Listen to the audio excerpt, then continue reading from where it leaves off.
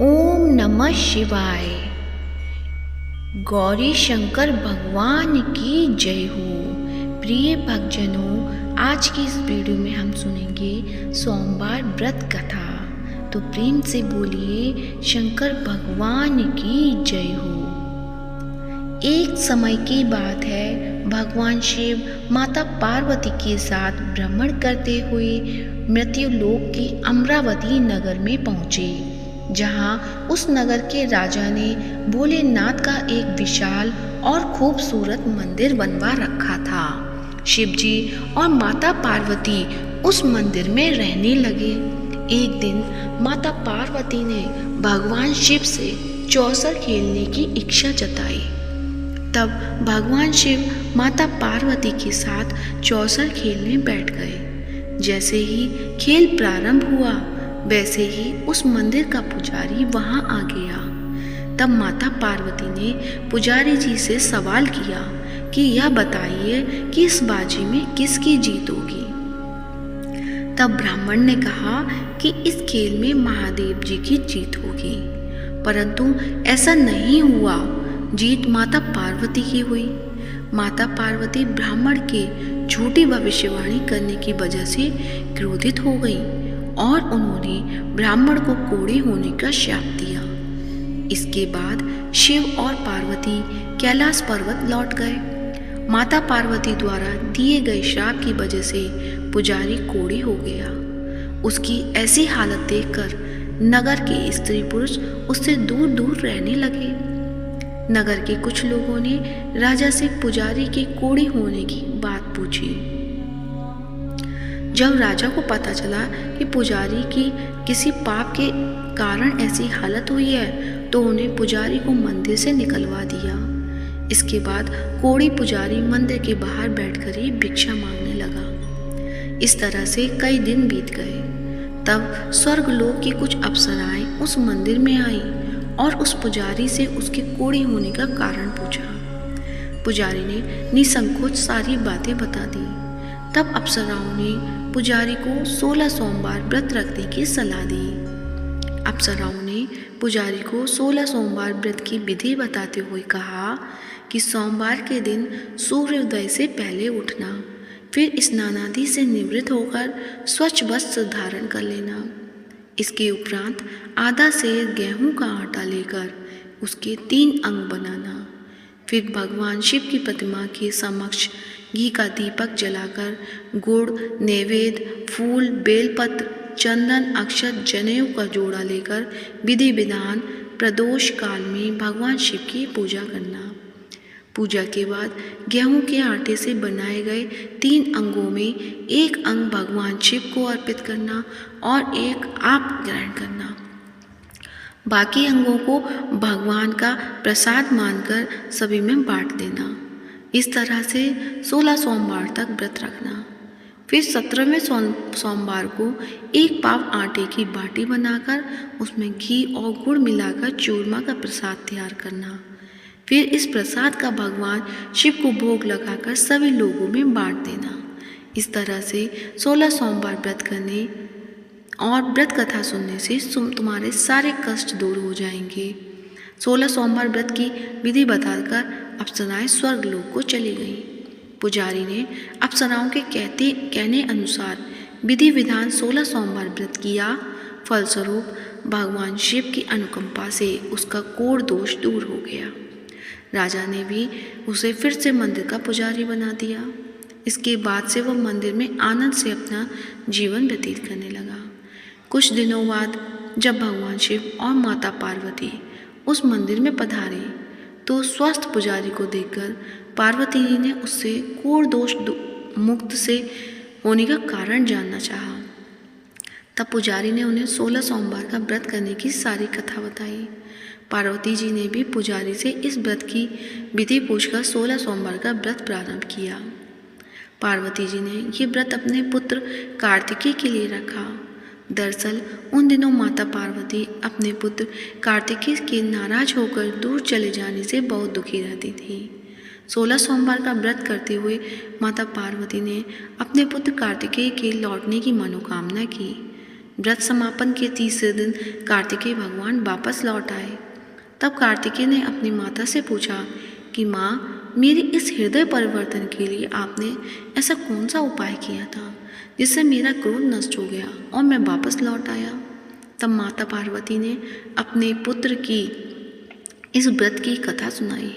उस समय भगवान कार्तिकेय अपने एक मित्र ब्रह्मदत्त के परदेश चले जाने से बहुत दुखी थे। इसलिए उन्होंने अपने मित्र के वापस लौटने के लिए 16 सोमवार का व्रत किया। व्रत के समापन के कुछ दिनों के बाद ही उसका मित्र लौट आया। फिर ब्राह्मण ने कार्तिकेय से इस व्रत के बारे में पूछा। तब कार्तिकेय ने अपने मित्र को 16 सोमवार के व्रत की सारी विधि बता दी। फिर उसने भी ये व्रत किया। 16 सोमवार व्रत का समापन करने के बाद ब्रह्मदत्त विदेश यात्रा पर निकल गए। विदेश में राजा हर्षवर्धन की बेटी राजकुमारी गुंजन का स्वयंवर हो रहा था। राजा ने प्रतिज्ञा की थी कि उसकी हथिनी स्वयंवर की माला जिसके गले में डालेगी उसी से उसकी पितृ विवाह करेगी। ब्राह्मण भी राजकुमारी के स्वयंवर में शामिल हो गया। तभी एक सजी धजी हथिनी सूंड में जयमाला लिए वहां आई और उसने ब्राह्मण के गले में जयमाला डाल दी। फलस्वरूप राजकुमारी का विवाह ब्राह्मण से करा दिया गया। एक दिन ब्राह्मण की पत्नी ने पूछा कि हे प्राणनाथ, आपने ऐसा कौन सा शुभ कार्य किए कि उस हथिनी ने सभी राजकुमारों को छोड़कर आपके गले में जयमाला डाली। तब उस ब्राह्मण ने अपनी पत्नी को 16 सोमवार के व्रत की विधि बताई। इसके बाद राजकुमारी ने भी पुत्र की इच्छा से 16 सोमवार का व्रत किया। कुछ समय बाद भगवान शिव की अनुकंपा से राजकुमारी को भी एक सुंदर और स्वस्थ पुत्र की प्राप्ति हुई, जिसका नाम गोपाल रखा गया। बड़े होकर राजकुमारी ने पुत्र गोपाल ने अपनी माँ से पूछा कि माता, मैंने तुम्हारे ही घर में जन्म क्यों लिया, इसका क्या कारण है। तब माता गुंजन ने पुत्र को 16 सोमवार व्रत की महिमा के बारे में बताया। व्रत का महत्व जानकर गोपाल ने भी ये राज्य पाने की इच्छा से ये व्रत किया। व्रत समापन के बाद गोपाल घूमने के लिए अपने नगर के पास ही दूसरे किसी नगर में गया। वहाँ के वृद्ध राजा को गोपाल पसंद आ गया और उसने अपनी पुत्री मंगला का विवाह गोपाल से करा दिया। 16 सोमवार के व्रत करने से ही गोपाल महल में पहुंचकर आनंद से रहने लगा। 2 साल बाद उस वृद्ध राजा का निधन हो गया तो गोपाल उस नगर का राजा बन गया। राजा बनने के बाद भी वह विधिवत 16 सोमवार का व्रत करता रहा और व्रत के 17वें सोमवार को गोपाल ने अपनी पत्नी मंगला से व्रत की सारी सामग्री लेकर वह शिव मंदिर पहुंचने के लिए कहा। लेकिन पत्नी ने अपनी पति की आज्ञा का उल्लंघन करते हुए सेवकों द्वारा पूजा की सामग्री मंदिर में भेज दी। जब राजा ने भगवान शिव की पूजा पूरी की तब आकाशवाणी हुई कि हे राजन, तेरी पत्नी ने 16 सोमवार व्रत का अपमान किया है, इसलिए रानी को महल से निकाल दे, नहीं तो तेरा सारा धन वैभव नष्ट हो जाएगा। आकाशवाणी सुनकर राजा ने रानी को महल से निकाल दिया। इस तरह से रानी भूख की प्यासी उस नगर में भटकने लगी। फिर रानी को उस नगर में एक बुढ़िया मिली जो सूत काटकर बाजार में बेचने जा रही थी, लेकिन उससे सूत उठ नहीं रहा था। तब बुढ़िया ने रानी से कहा, बेटी, यदि तुम ये सूत उठाकर बाजार तक पहुंचा दोगी तो मैं तुम्हें धन दूंगी। रानी ने बुढ़िया की बात को मानते हुए जैसे ही सूत की गठरी को हाथ लगाया तभी जोर की आंधी चली और गठरी खुल गई, जिससे सारा सूत आंधी में उड़ गया। तब बुढ़िया ने उसे फटकार कर भगा दिया। फिर रानी चलते चलते किसी नगर में एक तेली के घर पहुंची।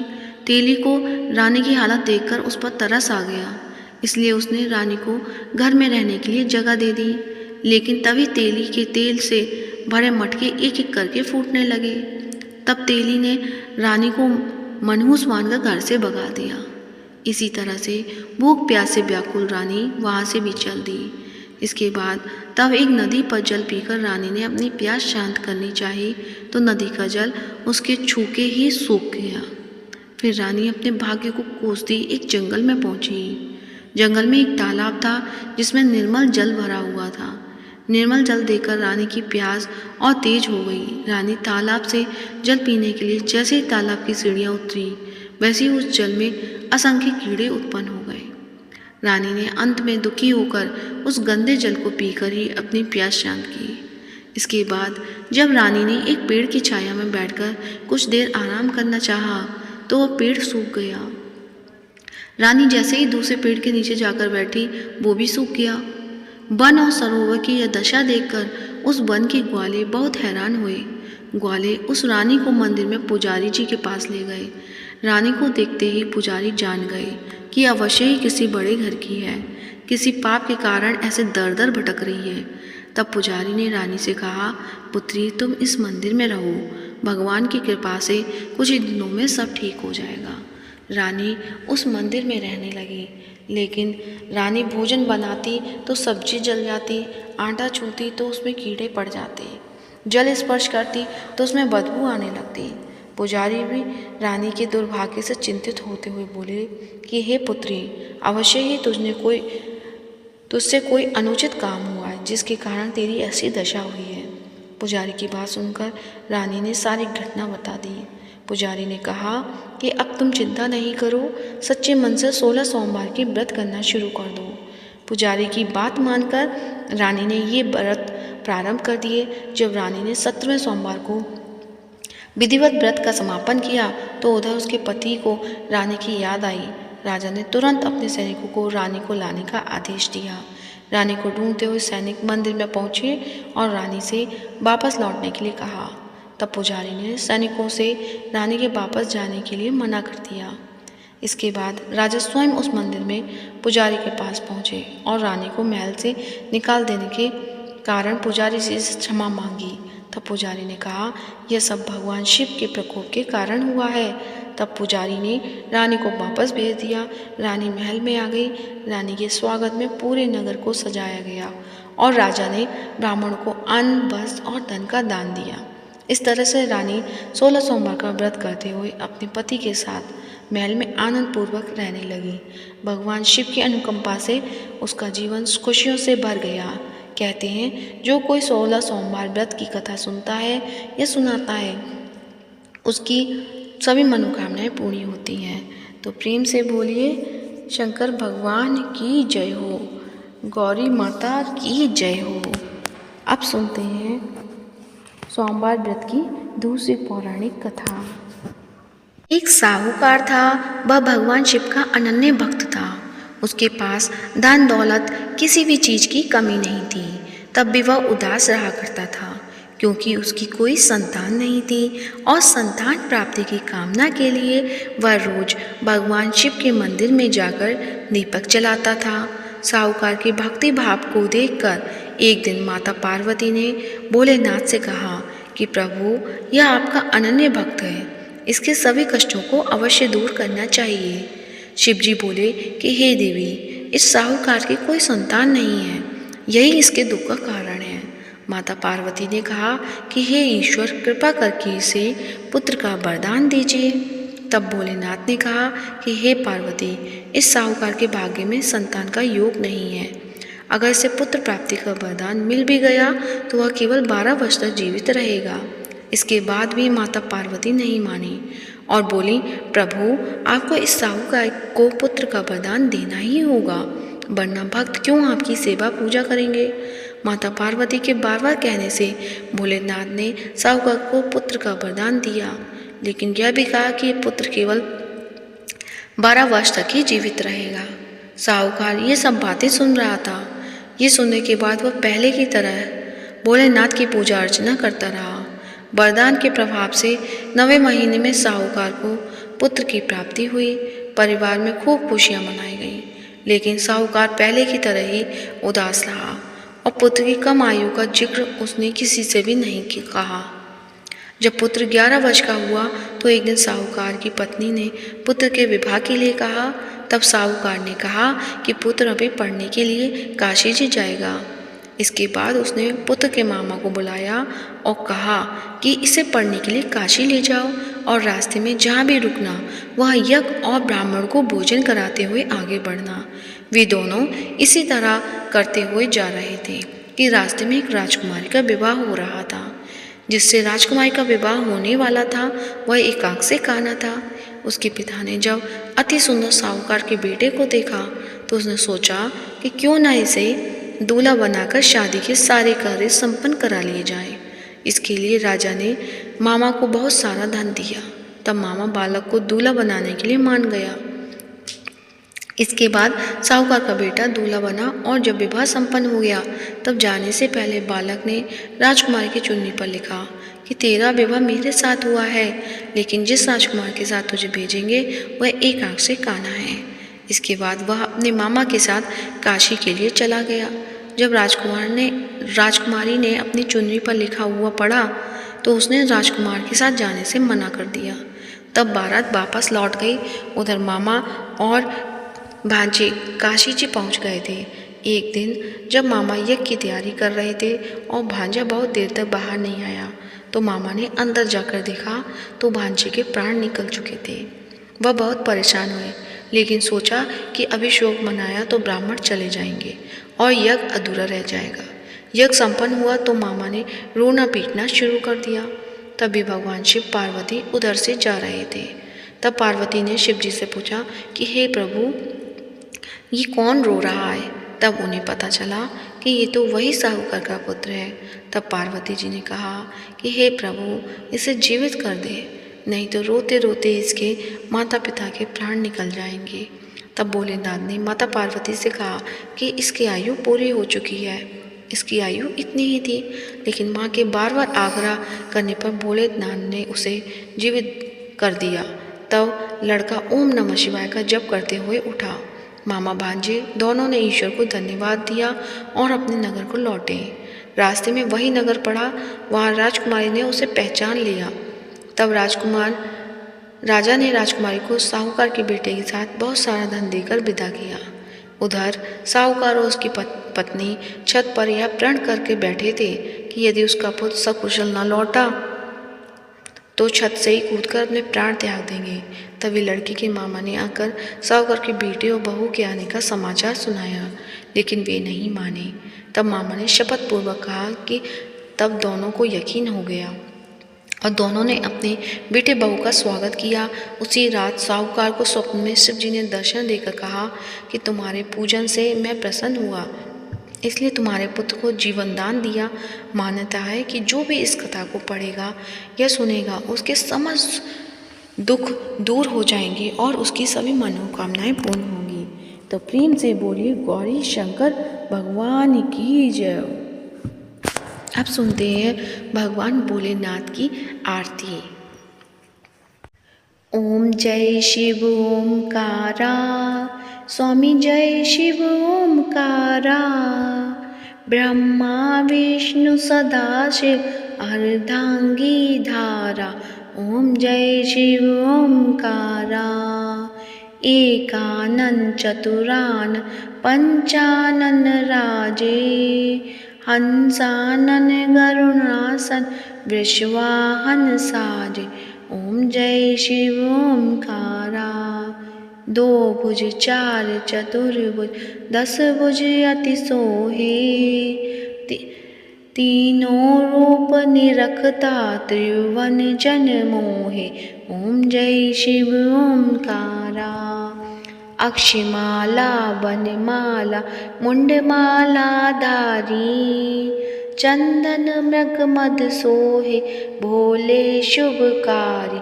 ओम जय शिव ओमकारा, श्वेतांबर पीतांबर बागांबर अंगे, सनकादिक ब्रह्मादिक प्रेतादिक संगे। ओम जय शिव ओमकारा, करके मध्य कमंडल चक्र त्रिशूल धरता, जग करता जग हरता जग पालन करता। ओम जय शिव ओमकारा, ब्रह्मा विष्णु सदा से जानती अविवेका, प्रणवाक्षण के मध्य ये तीनों एका। ओम जय शिव ओमकारा, त्रिगुण स्वामी की आरती जो कोई नर गावे, कहत शिवानंद स्वामी भजत हरि हरियामी, सुख संपत्ति पावे। ओम जय शिव ओमकारा। पर्वत सोहे पार्वती शंकर कैलासा, भांग धतूरा का भोजन भस्मी में बासा। ओम जय शिव ओमकारा। जटा में गंग बहत है गल मुंडल माला, शेष नाग लिपटावत ओढ़त मृग चाला। ओम जय शिव ओमकारा। काशी में विराजे विश्वनाथ नंदी ब्रह्मचारी, नित उठ दर्शन पावत महिमा अति भारी। ओम जय शिव ओमकारा। ओम जय शिव ओमकारा। स्वामी जय शिव ओमकारा। ब्रह्मा विष्णु सदा शिव अर्धांगी धार। ओम जय शिव ओमकारा। तो प्रेम से बोलिए शंकर भगवान की जय हो। आज की वीडियो अच्छी लगी है तो इसे लाइक कीजिए, ज़्यादा से ज़्यादा शेयर कीजिए और चैनल पे नए हैं तो चैनल को सब्सक्राइब जरूर कीजिए। और कमेंट बॉक्स में भगवान भोलेनाथ की जय हो, माता पार्वती की जय हो, गौरी शंकर भगवान की जय हो अवश्य लिखें। हर हर महादेव।